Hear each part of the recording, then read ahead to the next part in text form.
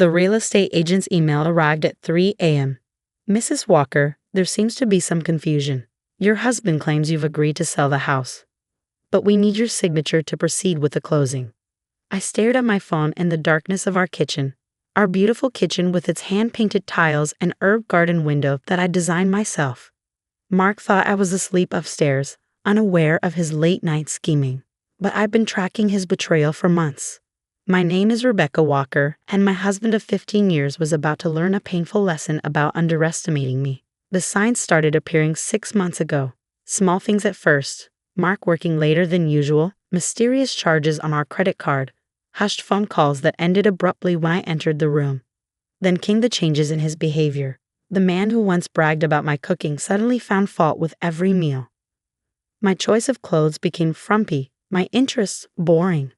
I might have blamed it on a midlife crisis if I hadn't found the receipt. A $12,000 charge at Cartier, dated 3 days after he told me we needed to tighten our belts and cancel our anniversary trip. The receipt was for a bracelet, definitely not for me. That discovery led me down a rabbit hole of investigation. Bank statements showing large cash withdrawals, hotel charges in cities where he supposedly had business meetings, and most recently, emails to real estate agents about selling our home, all from his private account that he didn't know I could access.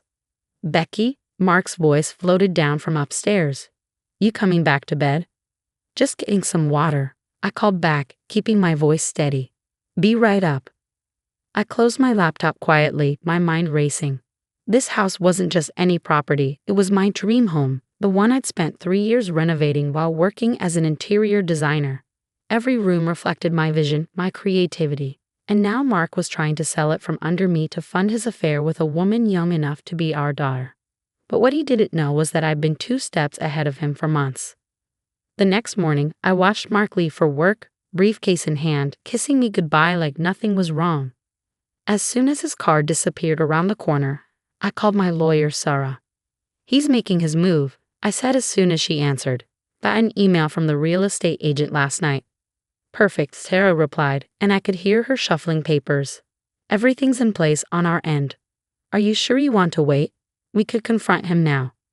I thought about the evidence I gathered, screenshots of his messages to his girlfriend Jessica, a 23-year-old yoga instructor.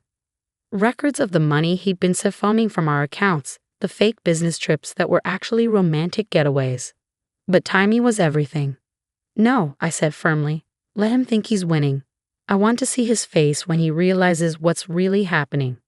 After hanging up, I walked through our house, running my hand along the walls I carefully painted, remembering the countless hours spent making each room perfect. Mark had laughed at my attention to detail back then, calling me obsessive. Now I understood. He'd never appreciated any of it. My phone buzzed with a text from my best friend, Lauren. Just saw Mark at that new bistro downtown. He's not alone. I asked her to send a photo, even though I knew what I'd see. Sure enough, there he was, sitting across from Jessica, her bleached blonde hair catching the sunlight as she laughed at something he'd said. The Cartier bracelet glinted on her wrist. Thanks, I texted back. Keep me posted. That evening, Mark came home later than usual, reeking of expensive perfume and wine. He didn't notice how I'd rearranged my home office, moving my important documents to a secure location. He was too busy checking his phone, probably messaging Jessica. Busy day, I asked, serving the dinner I prepared, his favorite, pot roast with roasted potatoes. Yeah, big client meeting, he muttered, barely looking up. Listen, Becky, we need to talk about the house. I kept my expression neutral, waiting. I've been thinking, he continued, pushing his food around his plate. Maybe it's time for a change. This place is too big for us, and the market's good right now. You want to sell? I asked, making my voice small, uncertain. Exactly what he expected from me. He launched into his rehearsed speech about downsizing, investing in new opportunities, finding something more practical. I listened, nodding at all the right moments, while my mind raced ahead to what would happen next. I've actually talked to a few agents, he admitted, watching my reaction carefully, just to get an idea of the market. I forced tears into my eyes, a trick I'd learned in my college theater days. But this is our home. We've put so much work into it. He reached across the table, patting my hand condescendingly. Sometimes we have to make hard decisions, honey. Trust me on this. I pulled away, rushing from the table like the emotional, irrational wife he thought I was. Once in our bedroom, I pulled out my phone and texted Sarah. He's making his pitch now. Time to move to phase 2. The next week passed in a blur of activity, all carefully hidden from Mark. While he thought I was at my design clients' homes, I was actually meeting with financial advisors, documenting his betrayal, and setting up my own security net. Lauren kept me updated on Mark's movements, lunch dates with Jessica, visits to high-end jewelry stores, a suspicious appointment at a luxury car dealership. He was spending money like water, probably promising Jessica the world. Then came the email I'd been waiting for. Mark had found a buyer for our house. A cash offer, well above market value. He forwarded me the details with a note. This is a great opportunity, honey. We need to move fast. I showed the email to Sarah, who smiled grimly. He really thinks he'll just sign everything over without checking the details. He's never thought I was capable of understanding complex financial matters. I replied, thinking of all the times he dismissed my questions about our investments. That's about to change. That night, Mark was particularly attentive, bringing home my favorite wine and suggesting we eat on the patio. I knew what was coming: the hard sell, the manipulation, the carefully crafted arguments designed to make me agree to sell our home. The buyers need an answer by Friday, he said, refilling my wine glass. They're offering cash, Becky. We'd be foolish to pass this up. I took a sip of wine, studying his face in the fading light. The face I'd woken up to for 15 years now looked different to me. Harder, colder, with lies etched into every smile. You're right, I said softly. We would be foolish. His eyes lit up with triumph, not noticing the steel beneath my words. I'll have the papers drawn up tomorrow. We just need your signature, and… No, I cut him off, my voice firm. We would be foolish to pass up this opportunity to expose exactly what you've been doing. The color drained from his face. What are you talking about? I pulled out my phone, pulling up the folder of evidence I'd labeled Mark's secret life. Should we start with the Cartier bracelet you bought Jessica? Or maybe the hotel receipts? Oh, I know. Let's talk about the money you've been moving to your private account, thinking I wouldn't notice. He stood up so quickly his chair toppled backward. You've been spying on me? No, Mark. I've been protecting myself.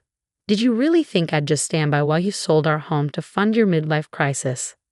The next few hours were chaos. Mark alternated between rage and pleading, threats and promises. But I stood firm, knowing I held all the cards. When he finally stormed out at midnight, slamming the door behind him, I sent one final text to Sarah. He knows. Time for the endgame.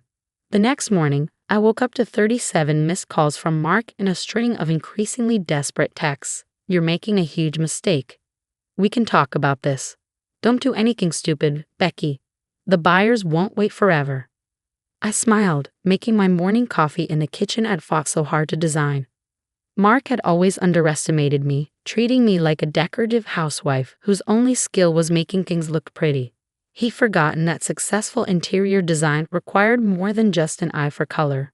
It required business acumen, attention to detail, and most importantly, the ability to read people. My phone rang again. Mark's number. This time I answered. The buyers pulled out, he said without preamble. Thanks to your little tantrum, we just lost the best offer we'll ever get. No, Mark, I replied calmly. You lost the best thing you ever had. The house was just the last straw. He started to respond, but I cut him off. Check your email.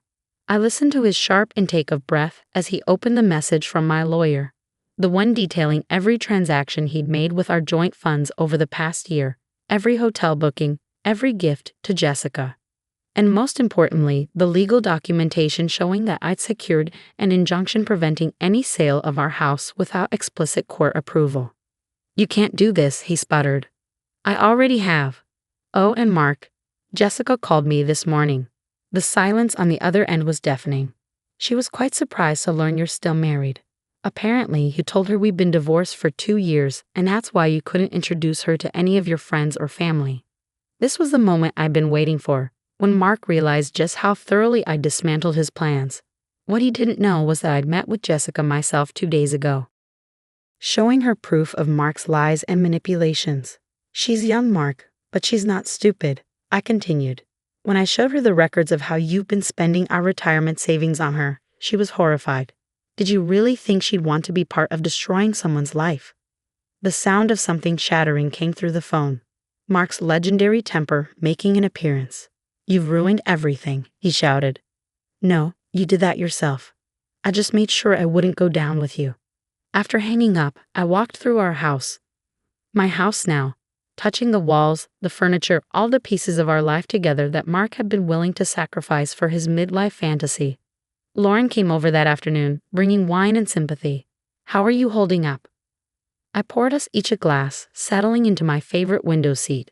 Better than I expected. You know what the funny thing is? A year ago, this would have destroyed me. What changed? I thought about it, remembering the moment I found that Cartier receipt. I realized I was worth more than what Mark thought of me. The moment I stopped trying to save our marriage and started protecting myself, everything became clearer. My phone buzzed, an email from Sarah with an update on the divorce proceedings. Mark's attempts to hide assets had backfired spectacularly, triggering a forensic audit of all his accounts. The judge was not amused by his financial manipulations. Ms. Walker, Sarah wrote, given the evidence of financial misconduct, we're in a strong position to secure not just the house, but a significant portion of all marital assets. Would you like to proceed? I typed back a simple yes.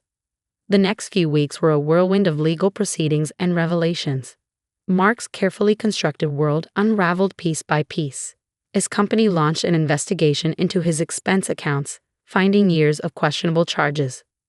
Jessica, hurt and angry at his deception, provided her own evidence of his lies. Through it all, I maintained my design business, even landing a major contract to renovate a historic hotel. The client had specifically requested me after seeing our house featured in a design magazine, the same house Mark had tried to sell behind my back. One evening, as I reviewed renovation plans in my home office, the doorbell rang. It was Mark, looking disheveled and defeated. Can we talk? He asked, his voice rough. I let him in, noticing how he took in the changes I'd made to the house. The new art on the walls, the rearranged furniture, all traces of his presence erased. I messed up, Becky, he said, sinking into a chair. Jessica's gone, the company suspended me pending their investigation, and my lawyer says I'll be lucky if I don't face criminal charges for the financial stuff. What did you expect, Mark? That you could steal our future and I just accept it. He ran his hands through his graying hair. I don't know what I thought, that I deserved more, that you'd be lost without me. I laughed, genuinely amused. That was always your problem. You saw me as an accessory to your life, not a partner. You never understood that I was building my own success while you were busy destroying yours. The final divorce settlement came through 3 months later. I kept the house, my business, and most of our assets. Mark's financial misconduct had cost him dearly, both in the settlement and in his career. Jessica, to her credit, had turned her life around. She'd returned the bracelet and other gifts, using the money to start her own yoga studio. She even hired me to design the space. I'm sorry, she'd said during our first design meeting. I never meant to hurt anyone. I really thought he was divorced. We both learned some hard lessons, I replied. The important thing is what we do afterward. A year after that night in the kitchen when I'd received the real estate agent's email, I stood in my garden, hosting a celebration. My design business had expanded, adding 3 new designers and a commercial division. The historic hotel renovation had won awards, leading to more high-profile projects. Lauren raised her glass in a toast to new beginnings. As my friends and colleagues cheered, I looked around at the home I'd fought to keep, the business I'd built, and the life I'd reclaimed. My phone buzzed, a text from Mark's sister. He's living in a small apartment now, working an entry-level job. Keep saying he should have appreciated what he had. I didn't respond. Mark's regrets weren't my concern anymore. Instead, I turned to my guests, raising my own glass. To knowing your worth, I said, and never letting anyone make you forget it. Later that night, after everyone had left, I sat in my garden, listening to the fountain I'd installed where Mark's prize grill used to be. The stars were bright above, the air fragrant with jasmine I planted last spring. My phone lit up with an email. Another client requesting a consultation. Life moved forward, bringing new opportunities, new challenges, new chances to prove what I was capable of. Mark had thought selling our house would fund his new life. Instead, his betrayal had freed me to create something better than I'd ever imagined. Sometimes losing what you thought you needed makes room for everything you deserve. I touched the warm stones of the house, my house, feeling the strength of its foundation beneath my fingers. Like me, it had weathered storms and emerged stronger. Every room told a story now, not of what was lost, but of what was gained when I finally stood up for myself. The next morning, I had 3 client meetings, 2 project reviews, and a consultation with a potential investor interested in expanding my business nationally. Mark's attempts to diminish me had only proven how much I could accomplish on my own. As I got ready for my day, I caught my reflection in the mirror. A woman who had turned betrayal into triumph, pain into power. The house he tried to sell had become the symbol of my independence, and the life he tried to destroy had transformed into something far greater than his limited vision could have imagined. After all, the best revenge isn't just success. It's succeeding in ways your betrayer never thought possible. The Grand Plaza Hotel sparkled with wedding decor as I stood in my simple navy dress, watching the staff scurry around my sister Rebecca's perfect day. She'd chosen the most expensive venue in the city, unaware that the acquisition paperwork making me its owner was being finalized that morning. "Elena," Rebecca hissed, her white designer gown rustling, "I told you to use the staff entrance. The guests are starting to arrive." My brother Michael, adjusting his Armani suit, smirked. "Can't have the family embarrassment in the main lobby." I touched the hidden smart device on my wrist, monitoring the global hotel chain transactions happening beneath their perfect wedding facade. Properties across 5 continents were being transferred into my company's portfolio as they worried about seating arrangements.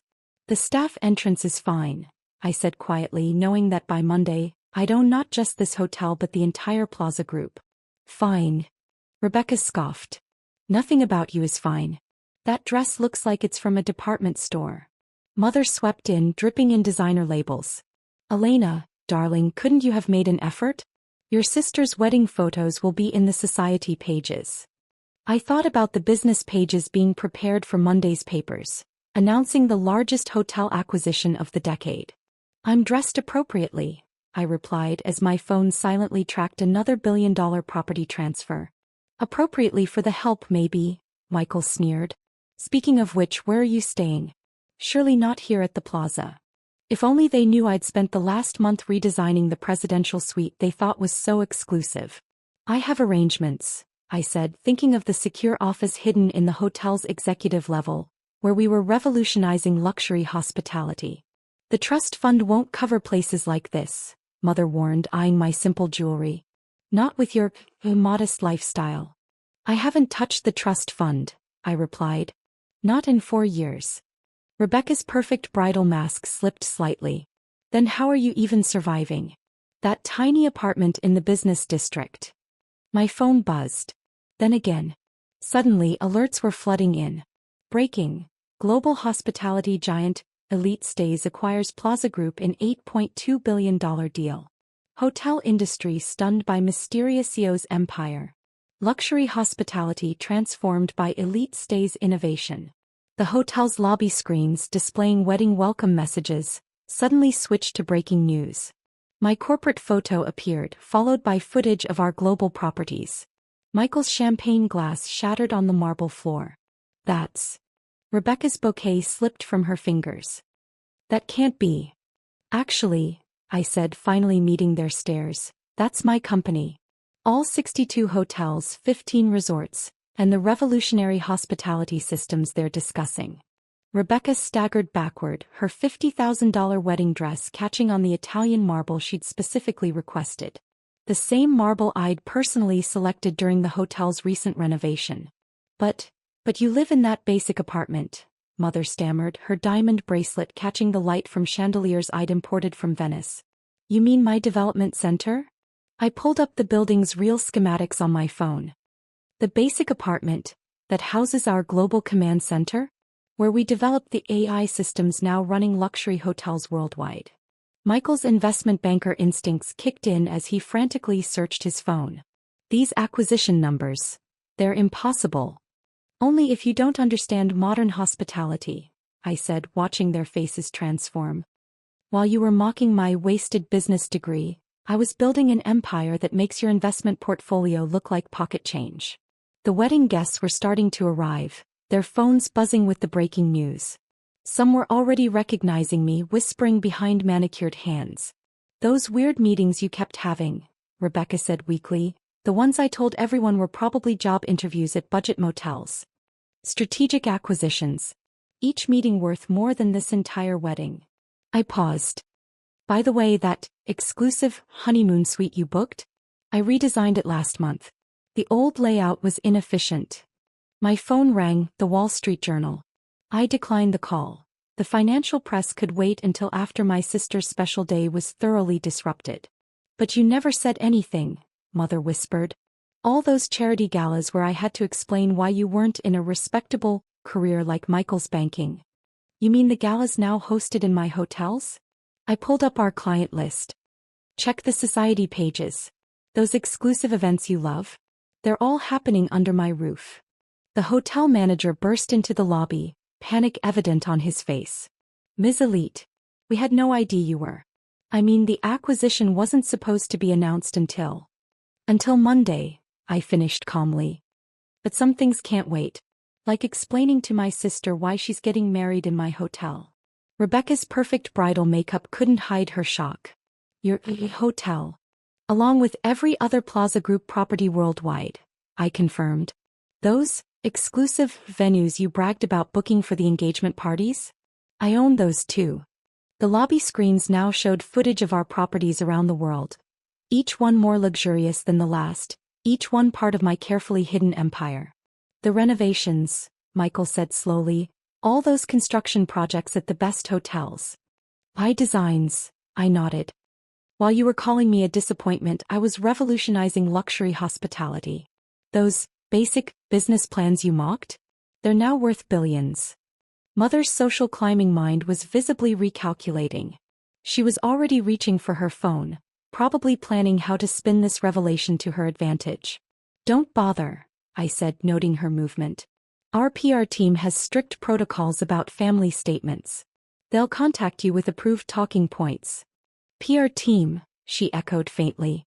"Can't have family members accidentally revealing trade secrets, can we? Those budget motel meetings you ridiculed were actually global strategy sessions." The wedding planner fluttered nervously between the growing chaos, her clipboard trembling as she realized she'd been ordering around the owner of not just this venue, but the entire global chain. The grand ballroom, which Rebecca had claimed was exclusively reserved for elite clients, was technically mine, along with every crystal champagne flute and imported flower arrangement. "The ceremony starts in an hour," Rebecca choked out, her perfect bridal facade cracking. You can't do this now." "Do what?" I asked calmly, watching the news continue to break across every screen in the hotel. "Exist? Own things. Sorry if my empire is interrupting your perfect day." Michael was frantically calling his investment banking colleagues, his face growing paler with each conversation. "Why didn't we know about this? How did Elite Stays stay under the radar?" I pulled up our company's full financial dashboard on the lobby's main display. Current valuation, $8.2 billion. Revenue growth, 400% year-over-year. Market penetration in luxury hospitality, 53% and rising. Mother's hand shook as she scrolled through her social media. "But all those posts I made about you finally finding meaningful work, when you started spending time at hotels."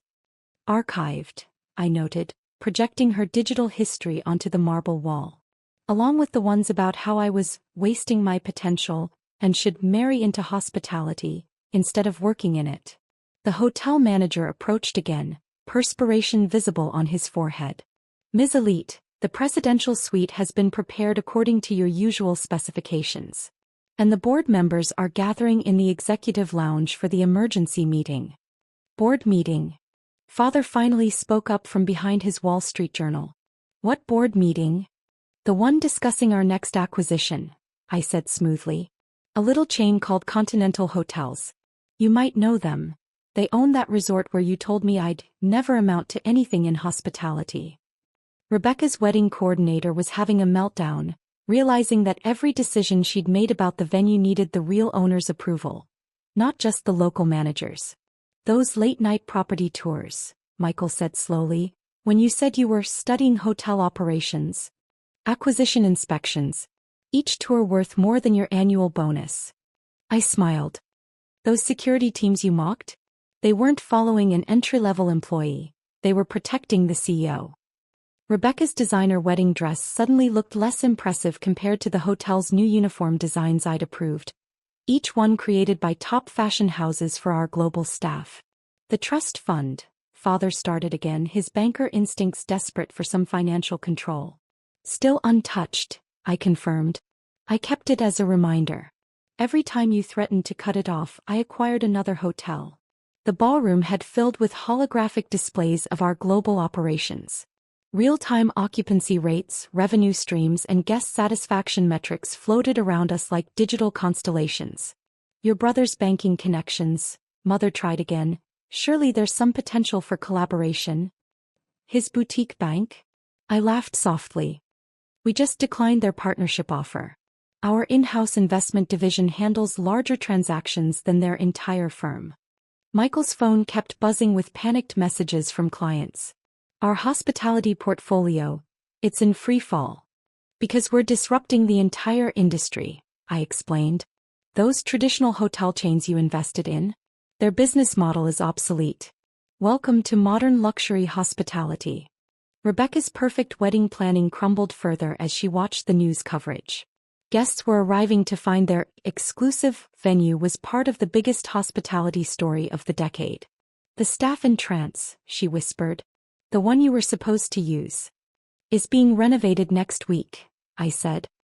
"The new design will cost more than your entire wedding." The hotel staff had abandoned any pretense of focusing on wedding preparations, their attention caught between the breaking news and the family drama unfolding in their lobby. "The Four Seasons CO is on line 1. My assistant's message scrolled across my wrist display. "They want to discuss a potential merger." Mother's perfectly maintained composure slipped. "Merger? One of many possibilities," I explained. "While you were planning Rebecca's exclusive wedding, I was planning to reshape global hospitality. That resort board you sit on? They're voting on our acquisition offer next week." 1 month after the wedding revelation, I stood in Elite Stay's global command center, watching real-time data flow across wall-size displays. Hotel occupancy rates, guest satisfaction metrics, and revenue streams from our worldwide properties created a digital tapestry of success. My phone showed Rebecca's latest attempt at damage control, a carefully worded Instagram post about family hospitality legacy and innovative luxury. Below it, alerts tracked Michael's banking firm's struggling hospitality portfolio. Turns out betting against Elite Stays had been costly. "Ms. Elite," my AI assistant Atlas materialized on the main screen. "The royal family is requesting our London property for their winter gala. They're particularly interested in our new suite technology." "And the family situation?" I asked, though our analytics had already painted the picture. "Your mother has been removed from 6 luxury hotel boards this week. Her previous comments about entry-level hospitality work didn't align with their innovation focus." Atlas displayed the social feeds. "She's attempted to delete her social history, but our archives preserved everything."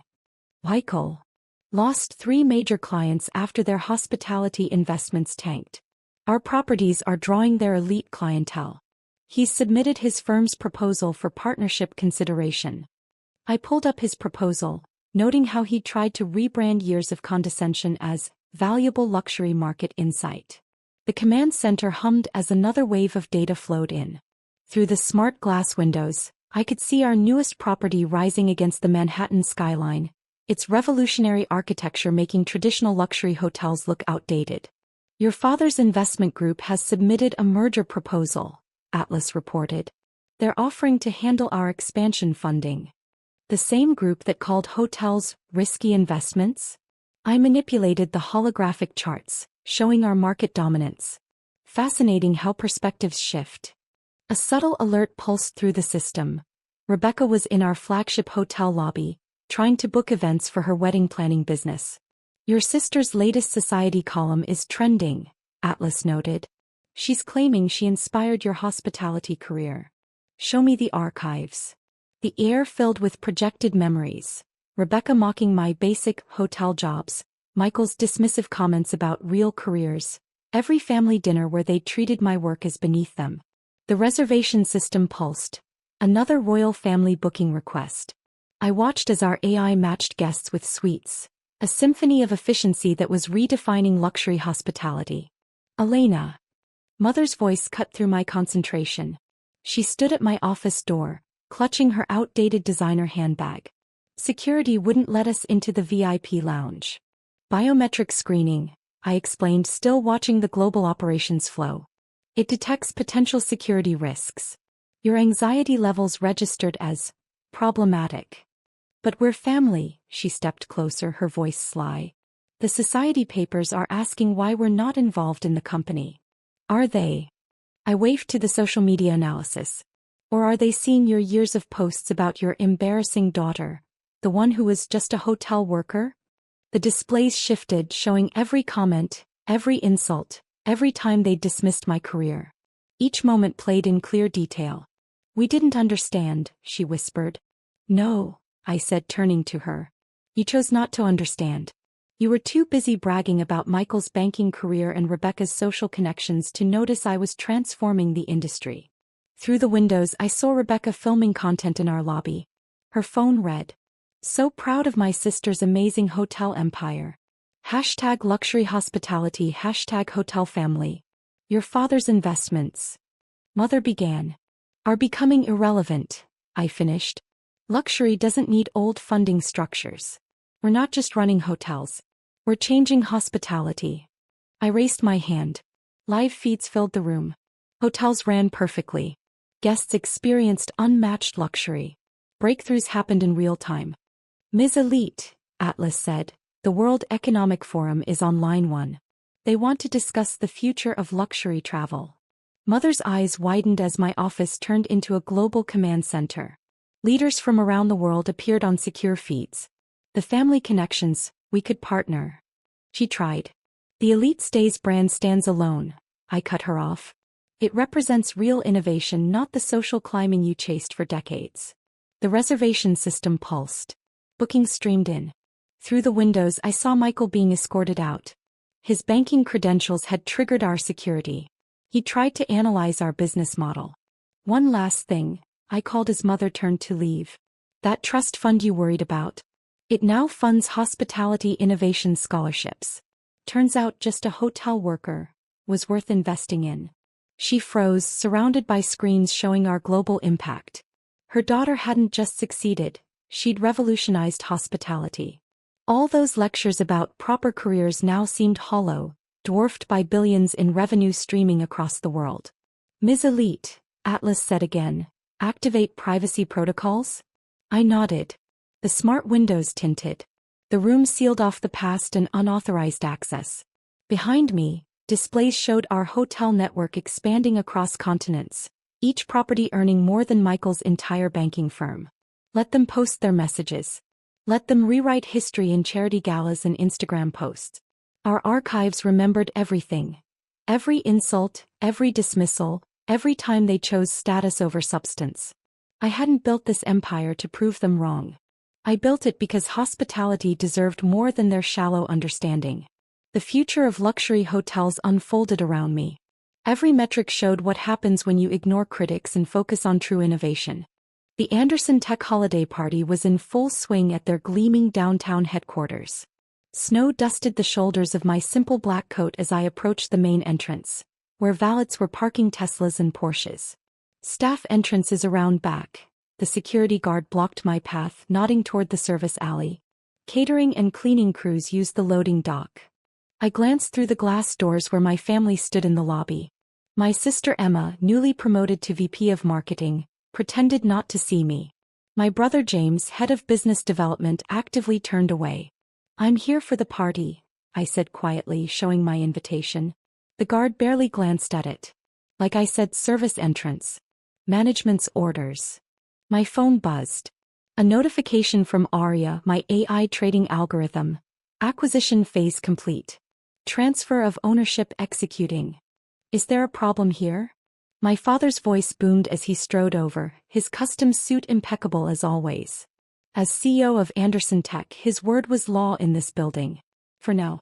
Just directing the help to the proper entrance, the guard replied. Father's lips thinned. Sarah is, technically family. He said it like an admission of an unfortunate fact. But yes, please use the staff entrance. We have important clients arriving. I nodded, tucking away my invitation, the one they'd only sent because Mother insisted it would look bad, to exclude me entirely. As I walked toward the alley, I heard James laugh. Still can't afford a decent outfit. All that time playing with computers instead of getting a real job. The loading dock was crowded with catering vans. Kitchen staff gave me sympathetic looks as I made my way through storage rooms and service corridors. My phone buzzed again. Ownership transfer complete. Board notification executing. I emerged into the party just as chaos erupted. Mr. Anderson. The CFO burst through the crowd, face pale. Sir, we're getting reports. The company, we've been bought. The champagne glass slipped from my father's hand. What? That's impossible. By whom? Some tech consortium. Quantum Dynamics. The acquisition was just finalized.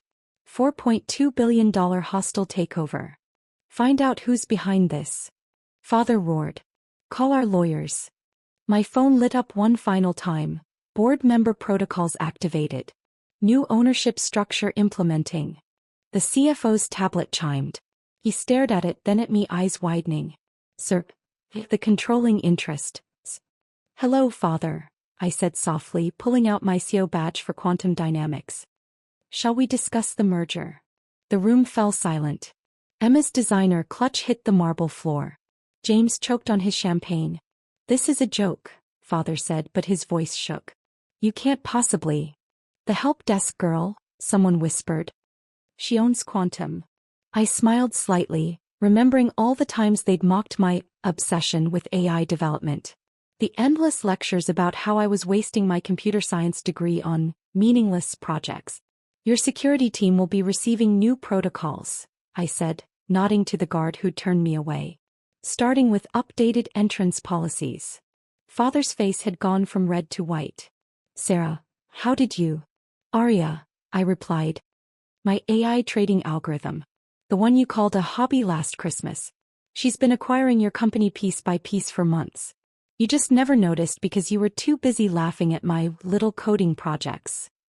The room erupted in chaos as phones started ringing. Board members getting notifications. Executives realizing their new boss was the woman they'd banished to the service entrance. And my family? They stood frozen as years of condescension and dismissal crashed down around them like broken champagne glasses on marble floors. The next 30 minutes transformed the holiday party into a corporate earthquake. Board members huddled in corners, frantically checking their phones. Executive assistants scurried about, updating placards and seating arrangements. And my family, they stood like statues watching their empire crumble. The board meeting will begin in 10 minutes, I announced, straightening my cheap blazer. Actually a custom Brunello Cucinelli piece that cost more than James's car. I suggest everyone check their new security clearances. As if on cue, every badge in the room flashed red, then recalibrated with new access levels. Father's executive override, revoked. James's all-area access, restricted. Emma's executive suite privileges, downgraded. This is absurd, Father finally sputtered. The board won't stand for this. The board. I pulled up a holographic display from my watch. You mean the one that now includes Dr. Elena Rodriguez? The AI expert you fired last year for being too ambitious. Emma stepped forward, her marketing VP confidence cracking. Sarah, be reasonable. You can't just walk in and... Actually, I can. I swiped through the display. Arya has been managing your department's campaigns for months. Those record-breaking numbers you took credit for? My algorithms work. James laughed nervously. Come on, sis. Your little trading bot couldn't possibly. Arya, I commanded, display acquisition timeline. The hologram expanded, showing thousands of microtransactions, strategic purchases, and calculated market moves. each one a piece of the puzzle they'd been too arrogant to see forming. While you were mocking my computer games, I continued, Arya was learning, evolving, trading. She identified Anderson Tech's vulnerabilities months ago. Your outdated security protocols. Your inefficient resource allocation. I glanced at father, questionable accounting practices. The color drained from his face. My phone chimed. Speaking of which, the SEC would like to discuss some interesting patterns they've discovered. Don't worry, I've already scheduled the auditors. The CFO approached cautiously, tablet trembling in his hands. Ms. Anderson, the Q4 projections you requested. Peterson, I corrected. I took mother's maiden name when I started Quantum. Didn't want any family connections affecting my work. He nodded frantically. Miss Peterson, of course. The numbers show a 40% inefficiency in current operations. I know. I took the tablet, making adjustments with quick swipes. Arya identified 2,847 redundancies in the system. Let's start with the executive bloat. James clutched his designer tie. Executive bloat? Like the 3 vice presidents of business development, all managing the same accounts. I smiled slightly. Tell me, brother, when was the last time you actually closed a deal yourself instead of taking credit for your team's work? The room had grown uncomfortably quiet, decades of corporate hierarchy dissolving in minutes. The board meeting will now commence, announced a smooth AI voice, Arya, speaking through the building systems. All former executives, please check your new assignments and reporting structures. Father stepped forward, desperation cracking his CO mask. Sir, please. We can discuss this as a family. Family. I turned to face him fully. Like when you made me use the service entrance. Or when you told investors I was just IT support at last year's gala. The memory of that night flickered across his face. Me in a simple dress, testing Arya's beta version on my phone while they networked with billionaires. Billionaires who now worked for me. The new organizational chart is now available. Arya announced as phones throughout the room pinged with updates. The shocked gasps told me they were seeing it. My name at the top. Father demoted to regulatory compliance. James reassigned to entry-level sales. Emma moved to junior marketing analyst. But my corner office, James whispered, is being converted to a coding lab. I finished. Your new desk is in the open floor plan, near the staff entrance you're so fond of. The boardroom had never felt so small.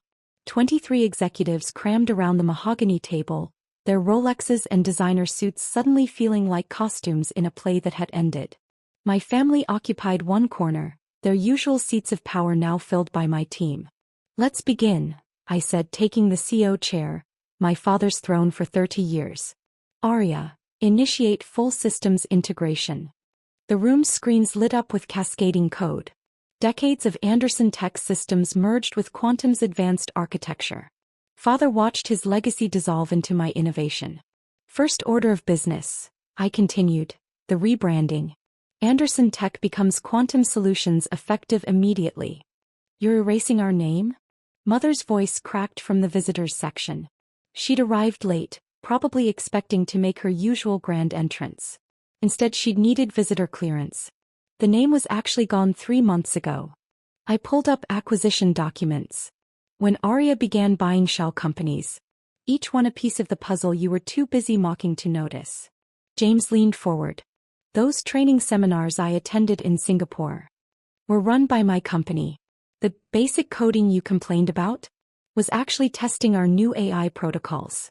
I smiled slightly. He failed, by the way. Spectacularly. Emma's marketing reports trembled in her manicured hands. The client list, it's completely different. Because your loyal customers have been working with Quantum for months. I displayed their contracts. They followed the innovation. While you were planning charity galas, I was revolutionizing their industries. Father's fist hit the table. This is corporate theft. No, I corrected softly. This is corporate evolution. Arya, show them Project Phoenix. The screens filled with designs for quantum computing architecture so advanced it made Anderson Tech's best work look like calculator apps. My family's faces reflected in the gleaming displays, showing every micro-expression of dawning comprehension. The Silicon Valley contracts, James whispered. The government partnerships. All quantum. I nodded. Those meetings you were too busy for? Or with my teams? The small tech startups you dismissed? My subsidiaries. The CFO cleared his throat. The quarterly projections under the new structure are conservative, I finished. Arya predicts 300% growth within 18 months. Once we clear out I glanced at my family, unnecessary complications. Emma's perfect composure cracked. What does that mean for us? It means, I stood straightening my jacket, welcome to entry-level positions. You wanted me to learn the business from the ground up? Now it's your turn. The doors opened as my executive team entered. Brilliant minds I'd recruited from the margins. The analyst father had fired for being too disruptive. The programmer James had called unrealistic. The designer Emma had dismissed as not our type. Meet your new supervisors, I announced. They've earned their positions through innovation, not inheritance. Mother dabbed at her eyes with a monogrammed handkerchief from a luxury brand I'd acquired last spring. But where will we sit? The open floor plan, I replied. Near the staff entrance. I hear it builds character. Father's face had aged years and hours. The family shares were transferred months ago. Check your portfolio. I displayed the transaction records. Arya is quite thorough. The room fell silent as decades of power dynamics inverted. The family that had banished me to back doors and service entrances now sat at the bottom of an org chart topped by my name. One last thing, I added, picking up a stack of badges. Your new security clearances. Don't worry about remembering which entrance to use. I smiled. The AI system will guide you. The badges clattered onto the table like falling dominoes. Each one a reminder that the help desk girl now controlled their access to the building they once owned. The all-hands meeting starts in 10 minutes, I announced. In the main auditorium, where I'll introduce the company's new direction to all 5,000 employees. I checked my watch, a subtle Patek Philippe that cost more than their combined salaries. Do try to be punctual. Arya doesn't like tardiness. As they filed out, shoulders slumped, I caught my reflection in the boardroom's window. Not the daughter they'd dismissed, but the CEO who'd outmaneuvered them all. The staff entrance would still be there tomorrow. But now they'd be the ones using it.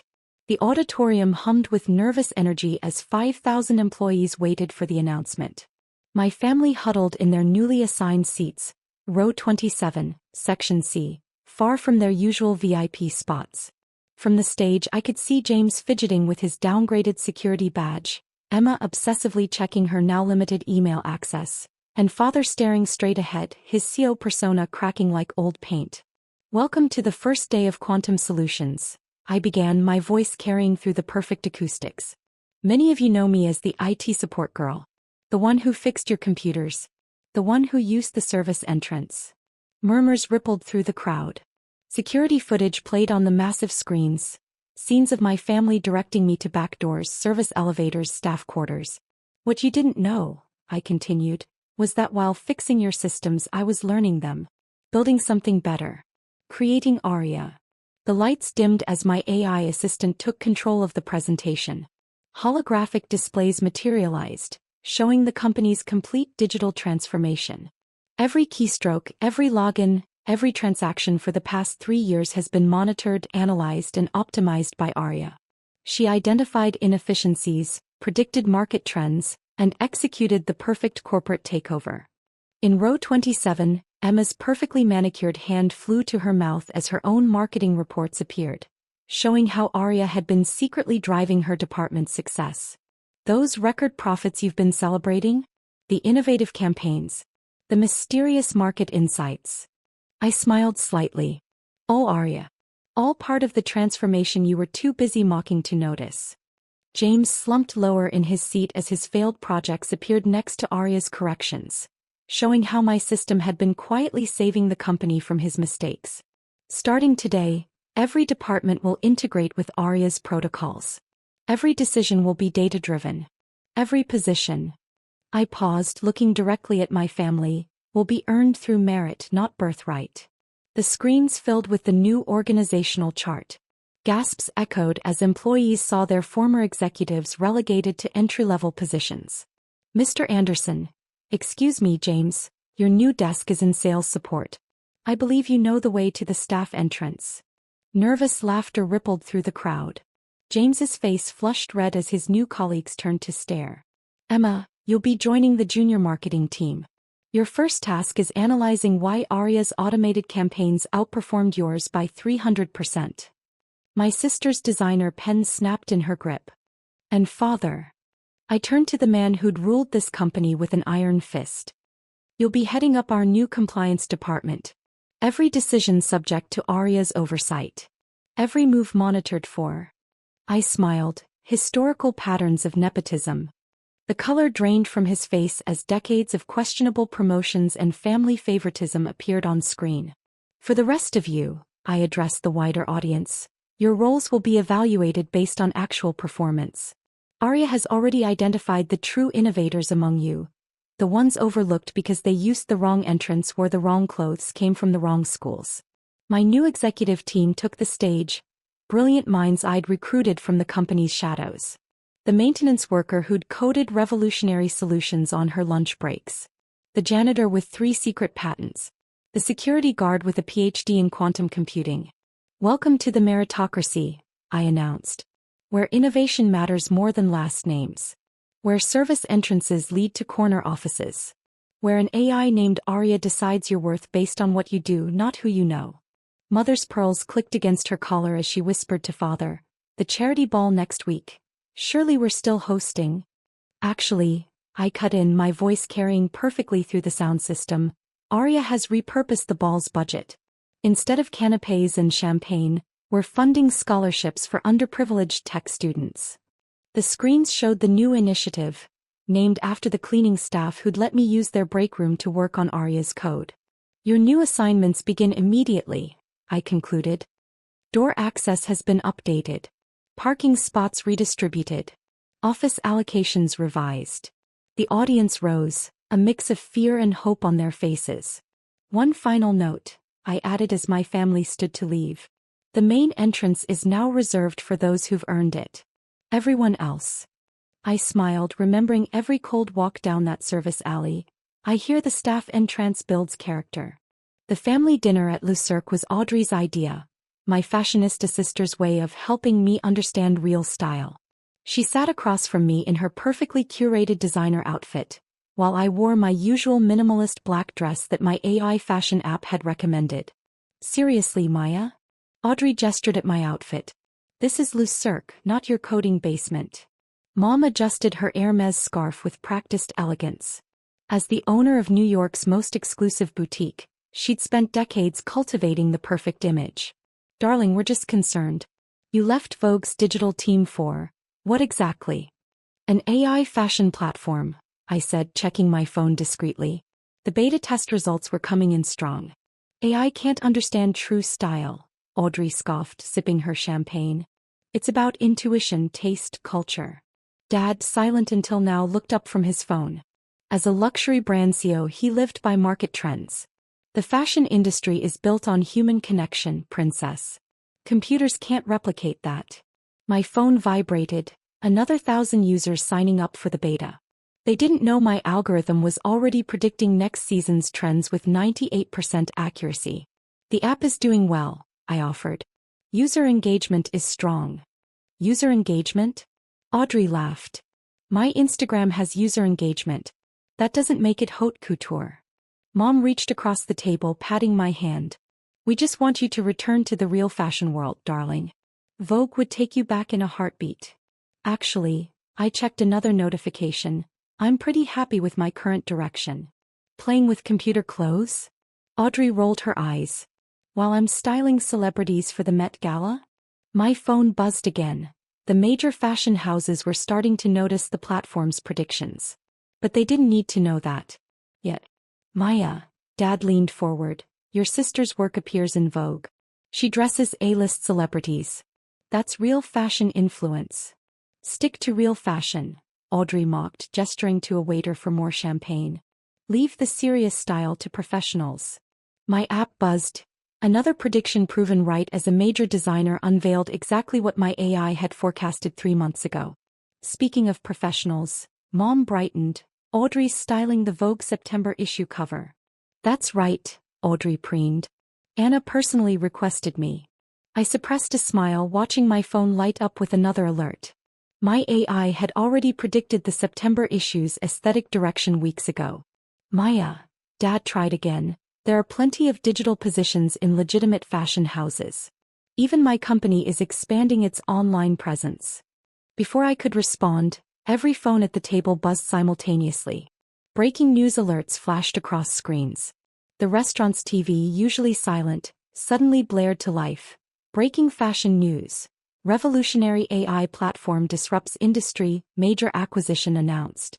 Audrey's champagne glass froze halfway to her lips as the headline scrolled. Fashionai acquired for $3.8 billion. Industry giants scramble to adapt. Fashion AI. Mom whispered. But that's. My phone lit up with an incoming call. The ID photo made Audrey's face go pale. Anna Winter herself. Excuse me, I stood up calmly. I should take this. That's impossible, Audrey stammered. Anna never calls directly. I answered, keeping my voice professional. Yes, Ms. Winter. The prediction algorithms are ready for the September issue. Mom's Boutique's Instagram started pinging frantically, her celebrity clients all demanding access to the AI platform that had just revolutionized fashion. This can't be happening, Audrey muttered, frantically scrolling through her phone. AI can't understand real fashion. But the headlines kept coming. Fashionai predicts trends with 98% accuracy. Luxury brands rush to partner with fashion's new tech giant. Traditional styling faces digital revolution. Dad's company stock was already dropping as investors realized they'd missed the digital transformation. Maya, Mom's voice shook. Your little app, it's Fashionai? I ended my call with Anna, smiling slightly. Not so stupid now, is it? The restaurant had erupted into chaos as fashion industry elites recognized me. The quiet coder they'd dismissed was now fashion's most powerful innovator. But I'm the fashion expert, Audrey protested weakly. No, I picked up my phone as it buzzed with another call, this time from the Met Gala committee. You're just using yesterday's tools to predict tomorrow's trends. I built tomorrow's tools instead. The maitre d' approached urgently. Ms. Maya, there's a crowd of reporters outside. I gathered my AI-selected outfit, now instantly recognizable as fashion's new power look. Time to go. The future of fashion waits for no one. Behind me, I could hear Audrey's influencer status crumbling as her followers flocked to my platform instead.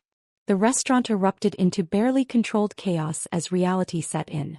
Fashion editors frantically called their offices, influencers desperately tried to access my platform, and designers hurriedly checked if their upcoming collections matched my AI's predictions. Maya, Dad called out, his luxury brand CEO facade cracking. Princess, wait. My phone hadn't stopped buzzing. The Met Gala committee was still holding, Vogue needed an immediate meeting, and 3 major fashion houses were begging for partnerships. Ms. Maya, my AI assistant's voice came through my earpiece. The acquisition news has triggered a fashion industry earthquake. Your net worth just hit $4.2 billion. Audrey stood up, her perfectly curated outfit suddenly looking dated compared to my AI-selected ensemble. This has to be a mistake. AI can't possibly. She trailed off as her phone lit up with notifications. Her celebrity clients were all canceling their styling contracts, rushing to sign up for Fashion AI's premium service instead. Your latest prediction just went viral, my AI reported. The autumn collection you forecasted 3 months ago matches exactly what Prada just unveiled. Mom's hands shook as she pulled up her boutique's social media. Her exclusive customer list was flooding her DMs, all demanding one thing: access to Fashion AI. Darling, she tried, if we'd known about the AI's capabilities. You'd have what? I turned back. Believed in me? Not mocked my computer clothes? Or just tried to profit earlier? The restaurant screens kept flashing headlines. Fashionai revolutionizes style prediction. Traditional fashion experts scramble to adapt. AI platform becomes industry's most powerful trendsetter. Anna Wintour is still holding, my AI reminded gently. Tell her I'll call back, I replied. And activate protocol runway. Instantly, every fashion insider's phone in the restaurant lit up with exclusive fashion AI invitations, except for our table. What's happening? Audrey demanded, watching her Fashion World contacts receive golden digital tickets while her screen remained blank. Access hierarchy, I explained. Family members need to apply through the public waitlist. Current processing time is 12 months. 12 months, she practically shrieked. But the September issue will be styled by AI, I finished. Along with the Met Gala, Fashion Week, and every major event you were counting on. Dad's phone buzzed urgently, his company board demanding an emergency meeting. Their failure to acquire fashion AI early would cost them billions. The Paris Fashion Week committee is calling, my AI noted. They want to rename the opening night in your honor. Mom's boutique phone wouldn't stop ringing. Without Fashion AI's predictions, her carefully curated inventory suddenly looked risky and outdated. Paya, please, she began.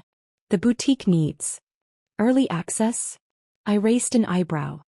Like when I offered it last year and you said AI would never understand luxury fashion? The screens showed my platform's latest achievement. Fashionai predicts next 3 seasons with perfect accuracy. Traditional stylists face obsolescence. Fashion's new queen. Tech founder disrupts industry. Audrey's influencer followers were dropping by the thousands as they flocked to my AI-powered recommendations instead. But I'm the fashion expert, she whispered, watching her carefully built empire crumble. I have the connections, the experience. No, I corrected, checking another notification. You have yesterday's fashion sense. I have tomorrow's. My phone lit up with another call, the Council of Fashion Designers of America. Their Lifetime Achievement Awards ceremony needed a keynote speaker. Your sister's Met Gala styling contracts have all been cancelled, my AI reported. Clients are requesting Fashion AI's services instead. Audrey's face crumpled as her phone confirmed the news. Her biggest career moment, evaporating because of her sister's stupid app. The reporters outside are getting restless, my security team advised through my earpiece. And Anna Wintour's car just pulled up. I gathered my things, pausing to look at my shell-shocked family. I'd stay for dessert, but the future of fashion needs my attention. Maya, Dad tried one last time. Let me invest. My company could. Could what? I smiled. Catch up to technology you dismissed? The waiting list for corporate partnerships is 2 years long. But feel free to apply. Mom's boutique phone buzzed again, her top client threatening to leave unless she got Fashion AI access. About the family discount. She began hopefully. Is non-existent, I finished. Like your faith in my vision.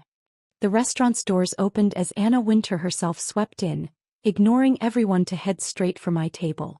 Maya, darling, she air-kissed my cheeks, pointedly ignoring Audrey. The September issue cannot wait. Shall we? I caught Audrey's devastated expression as her fashion idol dismissed her completely. The sister who stuck to real fashion was now obsolete.